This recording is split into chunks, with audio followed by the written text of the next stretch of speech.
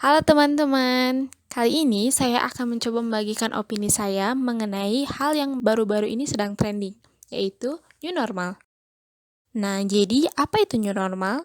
Nah, dari katanya sendiri kita dapat tahu bahwa new normal itu berasal dari kata new alias baru dan juga normal yang berarti biasa atau lazim. Nah, jika diartikan secara kata, new normal adalah suatu pembiasaan sesuatu yang sebelumnya abnormal atau tidak lazim. Nah, karena pembiasaan tersebut, sehingga sesuatu yang tidak lazim itu menjadi sesuatu yang lazim atau normal.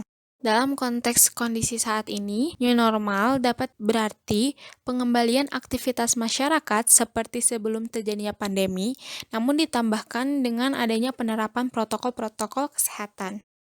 Seperti tidak sering-sering menyentuh wajah, physical distancing, mencuci tangan menggunakan sabun atau hand sanitizer, dan juga menggunakan masker ketika keluar dari rumah. Menurut salah satu dokumen yang dirilis oleh WHO pada tanggal 12 Mei 2020 yang berjudul Public Health Criteria to Adjust Public Health and Social Measures in the Context of COVID-19, terdapat 3 indikator atau 3 kriteria utama suatu wilayah atau negara dapat melaksanakan new normal. Nah, yang pertama adalah epidemi sudah terkontrol. Apa tanda-tanda epidemi di suatu negara atau wilayah itu sudah terkontrol? Kita dapat melihat dari jumlah kasus positif, jumlah yang meninggal dunia, jumlah yang sembuh, dan lain sebagainya. Lalu yang kedua adalah fasilitas kesehatan yang memenuhi. Artinya, fasilitas kesehatan di sini harus mampu atau siap untuk menampung kasus-kasus baru yang mungkin terjadi. Lalu ada pengawasan kesehatan publik dapat mendeteksi kasus, kontaknya, dan lonjakan ke kasus yang mungkin terjadi.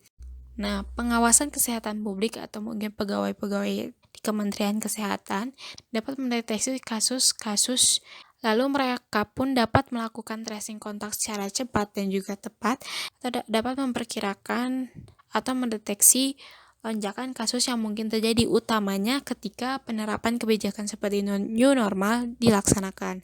Untuk indikator-indikator, tanda-tanda, dan kriteria-kriteria lain yang lebih mendetail dari 3 kriteria utama yang sudah disebutkan, dapat dibaca dengan jelas di dokumen yang dipublish oleh WHO seperti yang sudah disebutkan sebelumnya. Jadi pertanyaannya adalah, apakah Indonesia sudah memenuhi kriteria tersebut? Jika dilihat dari update kasus terbaru pada 16 Juni 2020, penambahan kasus yang terkonfirmasi itu sebanyak 1.106, sehingga jumlah total keseluruhan kasus positif di Indonesia adalah 40.400. Nah, penambahan kasus sejumlah 1.106 ini masih termasuk dalam angka yang sangat tinggi jika dibandingkan dengan hari-hari sebelumnya. Nah, artinya karena masih adanya penambahan atau kenaikan, mungkin dapat kita katakan bahwa epidemi COVID-19 di Indonesia ini masih belum dapat terkendali. Nah, namun tidak dapat kita pungkiri dari yang kita rasakan atau kita lihat di lingkungan sekitar kita, COVID-19 ini menimbulkan masalah-masalah baru tidak hanya di bidang kesehatan namun merambat ke masalah-masalah lain. Nah, contoh-contoh dari masalah baru yang muncul itu, pertama, ada pembelajaran daring. Nah, mungkin bagi kita yang masih siswa atau mahasiswa, kita merasakan bagaimana pembelajaran daring berlangsung. Dan dari sebagian besar siswa yang melaksanakan pembelajaran daring, pasti menyimpulkan bahwa pembelajaran daring ini cenderung kurang efektif daripada pembelajaran yang bertatap muka. Nah, selain itu, kita tahu bahwa wilayah-wilayah di Indonesia ini pembangunan infrastrukturnya tidak dibangun secara merata, sehingga ada wilayah-wilayah atau daerah-daerah di Indonesia yang secara fasilitas memenuhi atau terpenuhi dari adanya pembelajaran daring ini, namun ada juga daerah-daerah atau wilayah-wilayah yang terbebani karena fasilitasnya kurang, contohnya tidak adanya sinyal atau keterbatasan sinyal,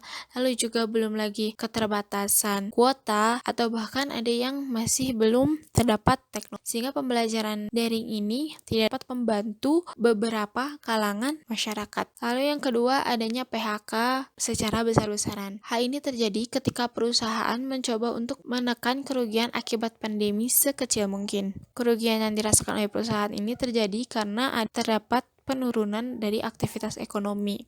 Penurunan ini disebabkan karena pembatasan mobilisasi, lalu juga ada pembatasan perdagangan atau jual beli. Lalu himbauan seperti bekerja di rumah termasuk memberikan andil untuk menurunnya aktivitas ekonomi ini, karena tidak semua aktivitas dapat kita lakukan di rumah. Nah, karena timbulnya masalah-masalah tersebut, sebenarnya kita pun sangat-sangat membutuhkan adanya new normal atau kelonggaran dari pembatasan sosial.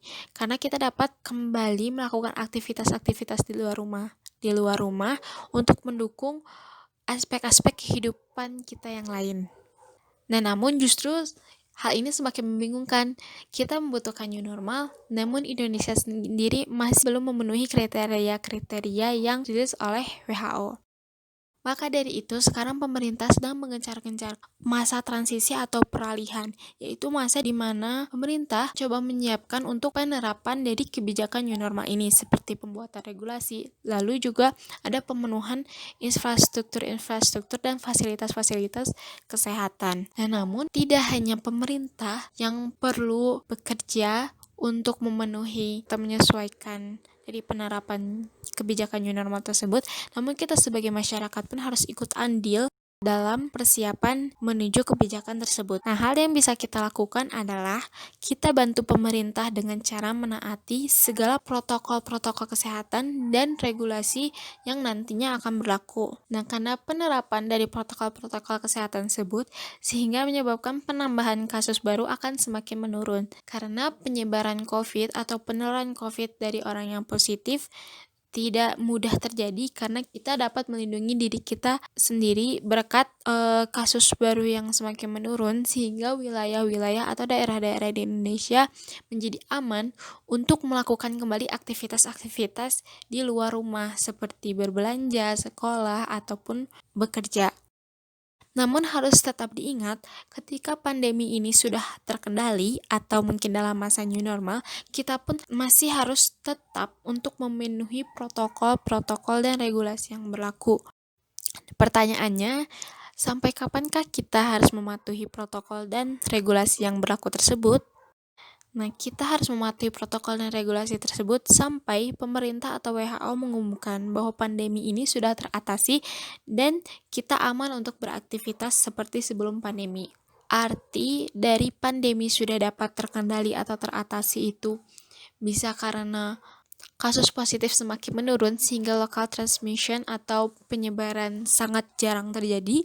Bisa karena kekebalan imunitas masyarakat atau orang-orang sudah semakin tinggi sehingga dapat melawan COVID-19, atau mungkin karena ditemukannya vaksin sehingga penyebaran COVID ini dapat dihindari. Tetap semangat, tetap disiplin. Jika kita bekerja sama, kita dapat mengatasi pandemi ini dengan lebih mudah. Sekian dari saya, sampai jumpa.